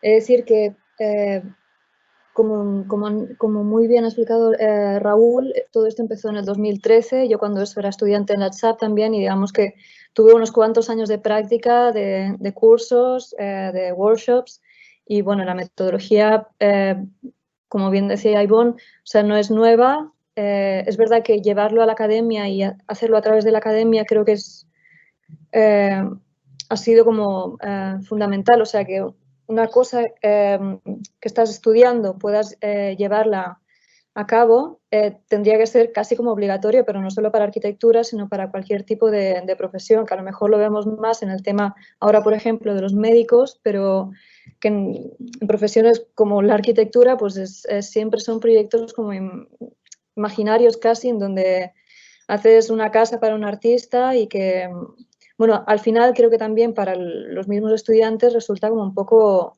frustrante, ¿no? Porque es mucho tiempo y muchas horas dedicadas en algo que al final no cuaja. Y bueno, en la escocesa, la verdad, voy a hacerlo como muy breve. La idea fue entrar de la misma forma que se había hecho, por ejemplo, en Piso Piloto, en el Raval, intentando entrar desde las asociaciones que ya estaban trabajando en el lugar, que en ese caso era la Asociación de Ideas EMA, que fue la que abrió las puertas, y luego ir de poco a poco y, como Sandra también algunas veces ha explicado, pues muy poco a poco, o sea, intentando no invadir la privacidad de las personas y lo que las personas quieren compartir contigo, sino que dejar un poco como que las necesidades, o sea, porque yo creo que es algo que también hace que las personas se acerquen, ¿no? Que se den cuenta de que realmente lo que tú estás ofreciendo es una ayuda útil y que no estás haciendo solo un estudio que va a quedar en el nada, sino que puede llevar a algo. Hace también que las personas se vayan acercando. Y bueno, ha sido un poco de jugar con todos los elementos que había, desde hablar con la administración, las asociaciones. En este caso, yo tenía como muy identificado también hacer un seguimiento desde la universidad, desde, o sea, hacer consultas con los profesores, porque creo que, a diferencia de la administración, que a lo mejor va con tiempos mucho más lentos, lo que puede aportar la academia es que hay como mucha capacidad de trabajo y mucha gente que puede poner ideas y ganas, ¿no?, a todo esto, ¿no? Y va muchísimo más rápido. Entonces, entre todos, pues se ha podido hacer algo que creo que pronto va a empezar como a dar sus frutos. O sea, cuando podamos salir del COVID, ya me han dicho que si todo va bien este mes vuelven a abrir la escocesa y, como decía Raúl, vamos a poder ver como estos espacios vividos, ¿no?, utilizados, y o sea, facilitar las cosas hace que luego puedan pasar cosas que de otra manera no pasarían. Una de ellas es que se conserven estos lugares, como la escocesa, pero otra es también que artistas que normalmente no podrían pagarse un taller en Barcelona por los precios que hay, puedan acceder a uno, por decir algo. Y bueno, más o menos sería eso. Genial. Le lanzo una pregunta que nos ha llegado ahora a Conchi. Ana nos pregunta: me gustaría saber cómo podéis mantener en marcha un colectivo centrado en trabajar con proyectos de bajo presupuesto y carácter social. Además de pertenecer a este colectivo, ¿tenéis una labor profesional paralela? ¿Es posible vivir de este tipo de proyectos tan necesarios pero económicamente tan castigados? ¿Cómo creéis que podría reproducirse en otras ciudades? Bueno, me la lanzas a mí, que yo acabo de asomar la cabeza fuera del cascarón de la escuela. Yo me gradué en febrero, o sea, no me ha dado mucho tiempo a... Pero que cómo lo podemos mantener en marcha. Bueno, hasta ahora se ha mantenido porque realmente ha nacido como un proyecto académico y es ahora cuando estaba empezando a tomar forma desde fuera. De hecho, la intención que tenía esto era cuando se creó la asociación, era un poco esto, ¿no? Un poco hacer de la metodología de arquitectos de cabecera, que era una cosa académica, que realmente hubiera una salida profesional para gente como yo, ¿no? Para gente que acababa la carrera y entendía que esta era la forma de hacer arquitectura y que queríamos empezar a vivir por ahí. Entonces es a través de eso. Y ¿cómo creéis que podría reproducirse en otras ciudades? Bueno, con ganas y con gente que esté motivado para mover un proyecto así. De hecho, hemos tenido la suerte de, bueno, ya Raúl lo ha comentado varias veces, hemos tenido colaboraciones varias con el PEI de la Javeriana de Bogotá, esta vez para el proyecto de 1000 casas en tu casa, también con gente de Córdoba, Argentina, y sí que estamos viendo que este proyecto se puede replicar en muchísimas partes fuera, porque las problemáticas que hay en Barcelona no son únicas de Barcelona. Estamos hablando de que son problemáticas a una escala muy global. Por lo tanto, bueno, eso, creo que simplemente hacen falta como ganas de cambiar un poco estas cosas y de entender que esas problemáticas se pueden abordar desde muchas formas diferentes.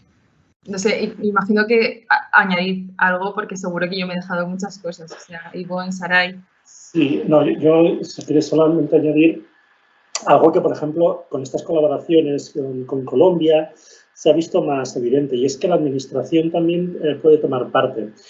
Zaida Mushi, que es también del equipo de OC, siempre nos hablaba, ¿no?, de que la arquitectura como servicio público, ¿no?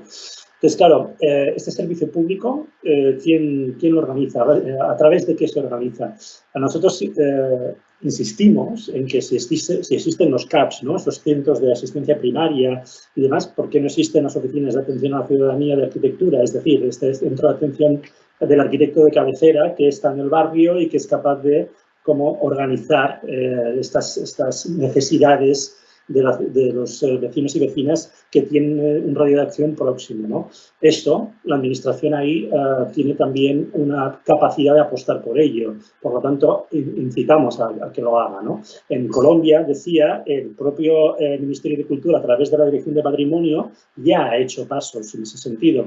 Y en la población de Boca Chica, en Cartagena de Indias, una de las ciudades más fascinantes de Colombia, pero al mismo tiempo con una población que es Boca Chica, 10.000 personas en asentamiento informal, donde la pobreza es brutal, pues allí ha invertido. Y Arquitectos de Cabecera generó un primer workshop que lanzó una hoja de ruta y que cada año la administración la va atendiendo y se va haciendo un paso más en ese proyecto de hoja de ruta. Son ejemplos de que realmente se tiene que conseguir los recursos y pueden ir en esa dirección, porque además tiene toda la lógica del mundo que sean recursos públicos. Aparte, como no nos queda otra, nos estamos intentando espabilar por lo privado y tenemos a gente que está motivada, que está sensibilizada con el proyecto y que nos ha sponsorizado ciertas acciones. Por ejemplo, en el proyecto que explicaba Conchi que hicimos en Santa Coloma, la empresa Mapei o la empresa Spanser pues apostaban por el proyecto y gracias a Mapei impermeabilizamos el vaso de la piscina y gracias a Spanser pudimos colgar el telón para hacer cine a la fresca. Bueno, vamos abriendo ese tipo de posibilidades. Pero evidentemente queremos ir haciendo más grande el proyecto y la capacidad de acción, bueno, por la capacidad de financiación, por supuesto. Yo quería agregar también que, hay que ser como muy conscientes, quiero decir, nadie trabaja hoy en día gratis o no debería hacerlo. Y cualquier tiempo que tú pongas, por mucho que sea voluntario, tiene un límite. O sea, tú puedes ser voluntario un día, pero seguramente al día siguiente necesitas hacer otras cosas justamente para ganarte la vida. Yo creo que una de las formas para que algún día suceda esto, que hoy en día ahora mismo no sucede, sería empezar como a contabilizar, por ejemplo, en el tema de la escocesa, que se haya ahorrado tanto en el metro cuadrado por espacio rehabilitado, significa que la administración se ha ahorrado muchísimo dinero en hacer esto, ¿no? Entonces, yo creo que tener los datos y decir, mira, esto realmente, la escocesa es propiedad del ayuntamiento, si sabemos que se ha ahorrado tanto dinero, o sea, lo mínimo sería como pedir que cuando haya que hacer una rehabilitación mayor, sea como el ayuntamiento que lo subvenciona de alguna manera, ¿no? Haciendo ver que este proceso es efectivo y todo esto. Pero no es, yo creo que no se pretende de ninguna manera hacer que el trabajo de los arquitectos sea todavía más precario de lo que es, sino todo lo contrario, hacer ver la situación en la que está y hacer ver que los arquitectos, además de hacer grandes obras y grandes teatros y todo esto, también pueden estar a pie de calle, ¿no? Y hacer cosas más para todo el mundo, digamos.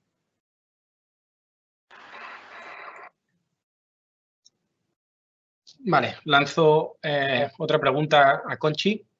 Voy a leer la segunda parte de la pregunta porque creo que la primera ya ha sido respondida por Ivonne, que hablaba de cuál es el rol de la administración. Y has comentado que la administración tiene que posibilitar este tipo de proyectos. Dice así, en la charla os habéis centrado en la habitabilidad y la diversidad de usos. ¿Abordáis en algún proyecto temas como la biodiversidad urbana, autosuficiencia de flujos metabólicos, entre paréntesis, eficiencia energética, movilidad sostenible, etcétera? Perdón, que estaba hablando sin micrófono. Espera, voy a ponerme la pregunta porque es larga y complicada. Creo que esos temas son temas que tienen que estar integrados en todos los proyectos que hacemos. O sea, no hay un tema en concreto sobre biodiversidad urbana o otro sobre flujos metabólicos, sino que en los proyectos que hacemos intentamos eso, que haya diversidad, que haya biodiversidad, o sea, son elementos con los que intentamos trabajar en cualquier cosa con las que hacemos. No sé si me estoy explicando bien o si he respondido un poco a la pregunta. No sé. ¿Alguien quiere completar la respuesta? ¿O saltamos a otra pregunta?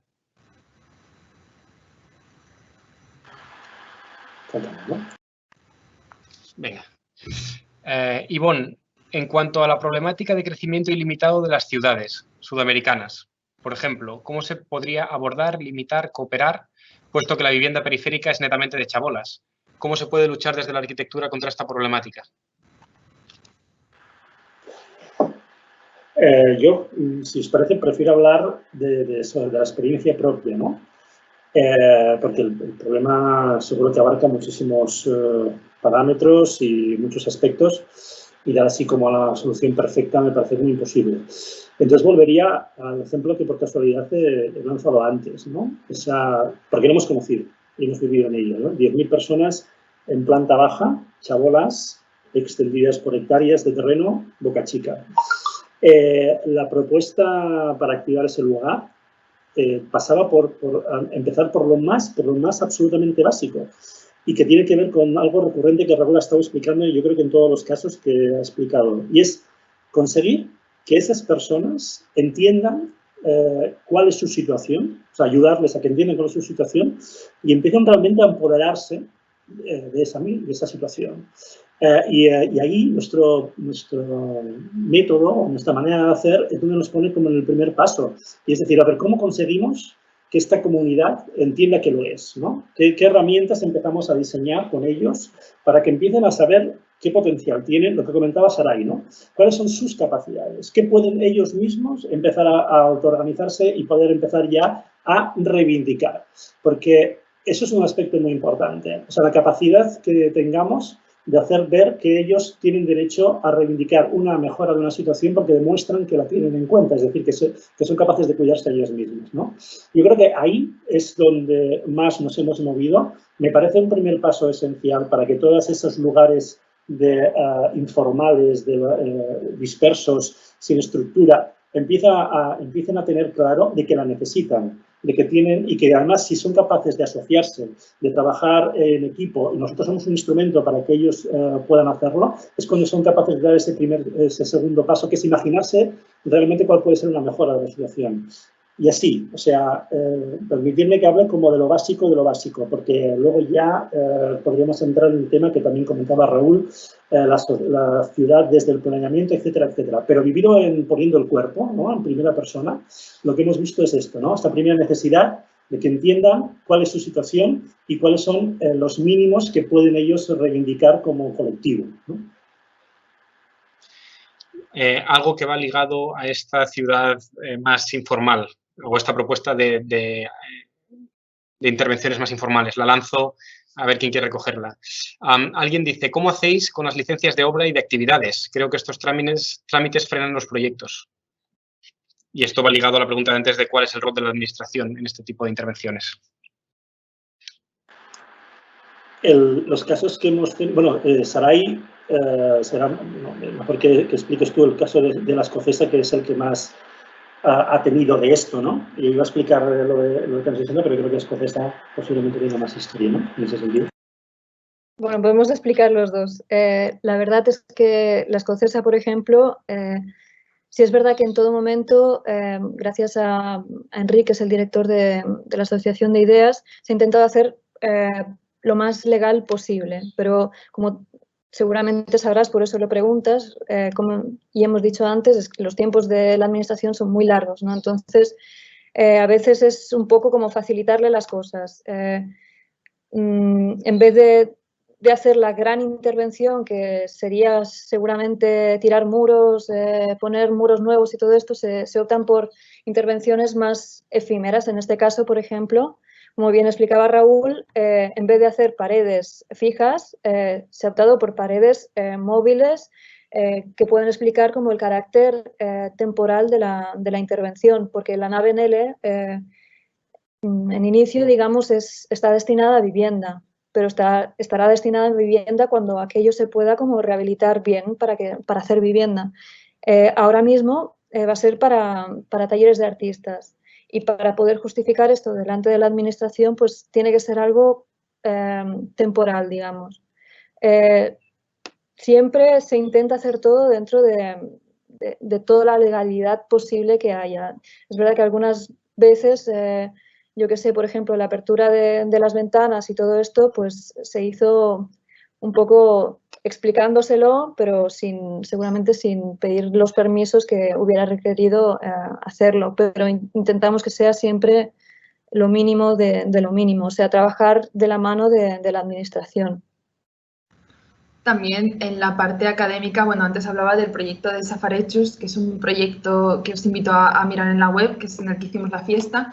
También el hacer un proyecto así, lo que nos dio a nosotros la oportunidad, y yo en este caso hablo como alumna que era en aquel momento, es de empezar a pedir permisos que hasta ese momento no te habías planteado. Al montar la fiesta nos tuvimos que plantear pedir permisos al ayuntamiento, hablar con la Guardia Urbana para poder hacer cosas en la calle, si hacíamos un taller con niños, pedir permisos de imagen, hablar del tema de los seguros con la universidad, que son cosas que parece que cuando sales de la academia te las encuentras de frente, y el hecho de ir ya pudiendo hacer estos pequeños ejercicios también de burocracia dentro de la escuela te ayuda a empezar a coger herramientas y a saber a qué teléfonos tienes que llamar una vez que sales.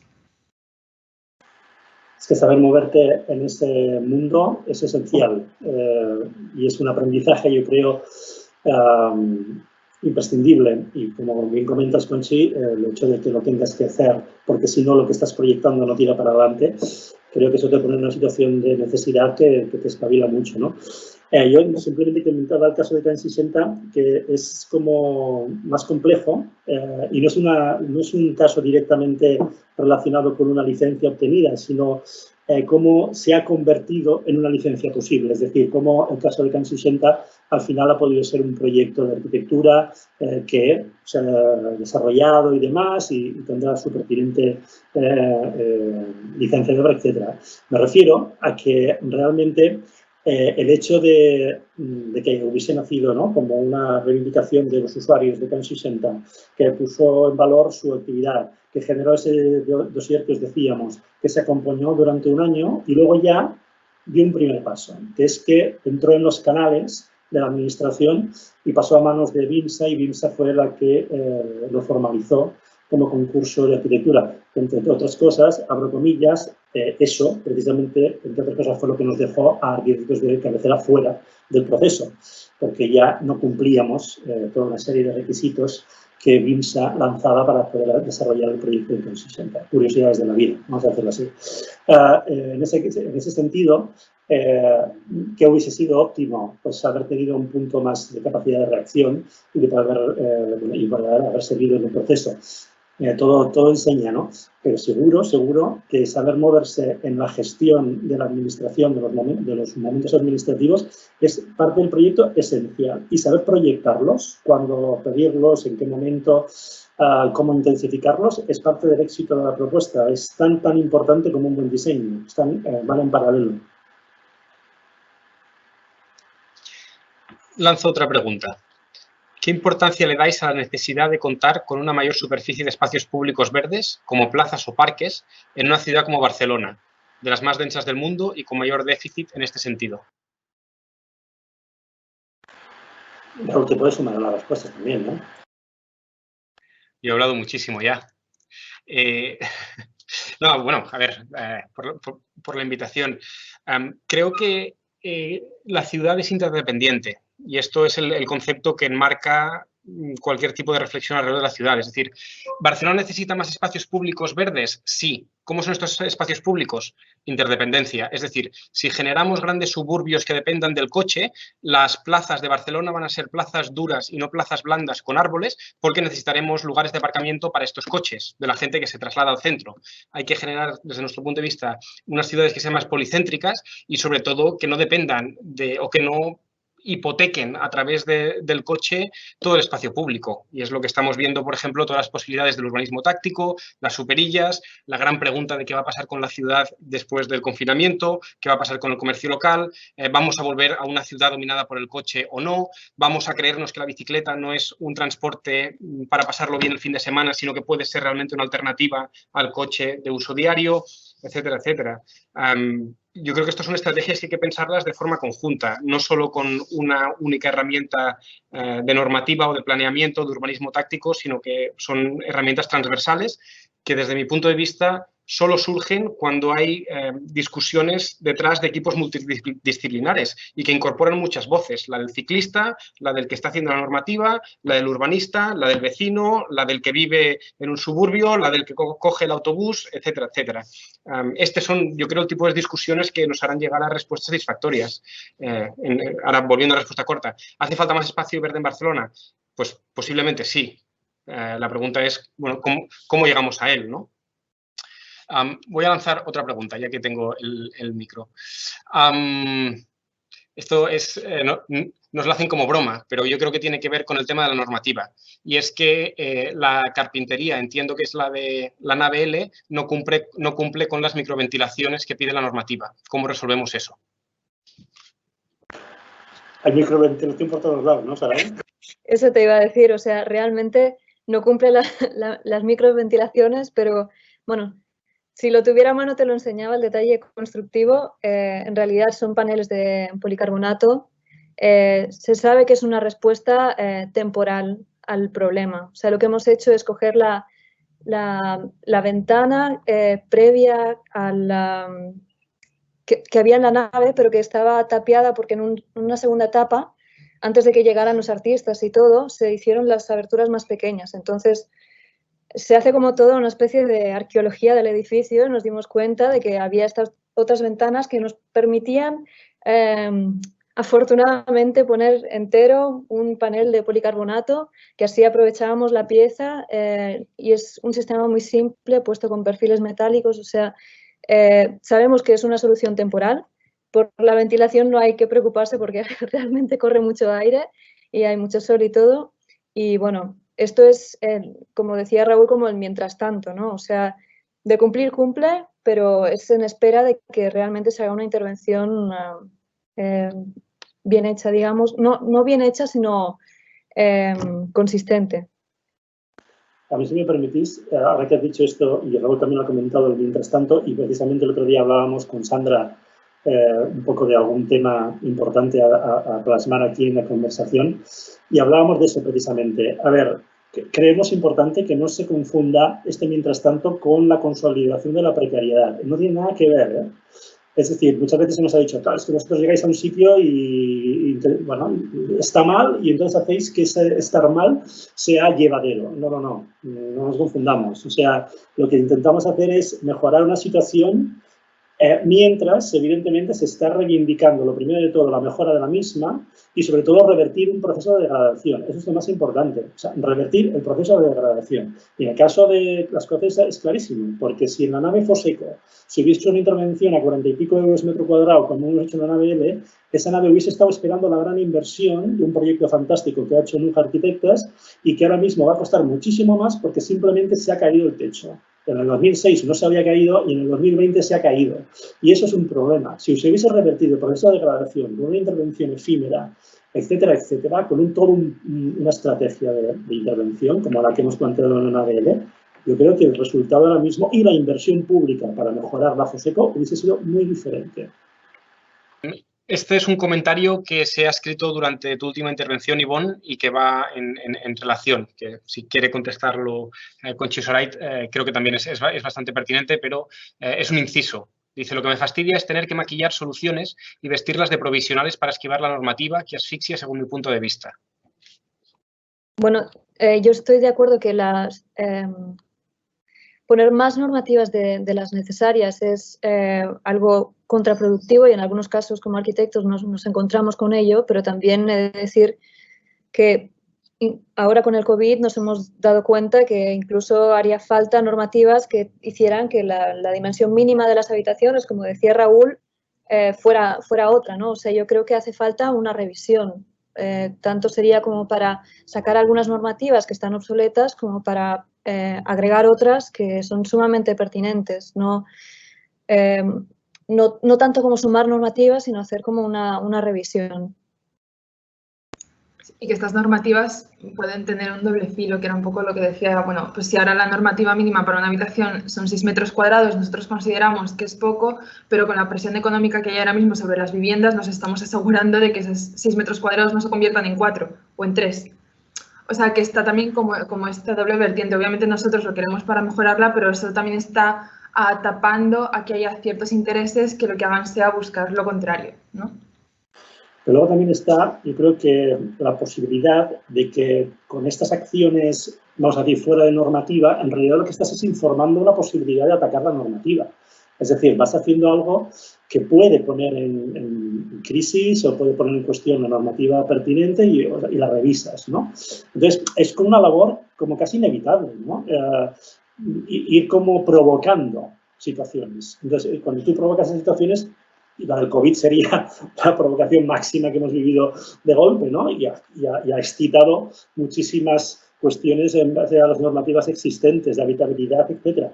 Pues nuestra actitud de llegar a los sitios y movernos, está claro, nos movemos en el entre y entre. Como también Santiago Cirujeda explica muchísimas veces, ¿no? Es moverse entre la legislación y encontrar esa vía para poder hacer lo tuyo, pero automáticamente provocas algo que genera una reflexión, y esa reflexión es cuestión de tiempo, pero es inevitable, es cuestión de tiempo, pero puede ser realmente al final que vaya decantando en una revisión de lo existente, en este caso normativo, ¿eh?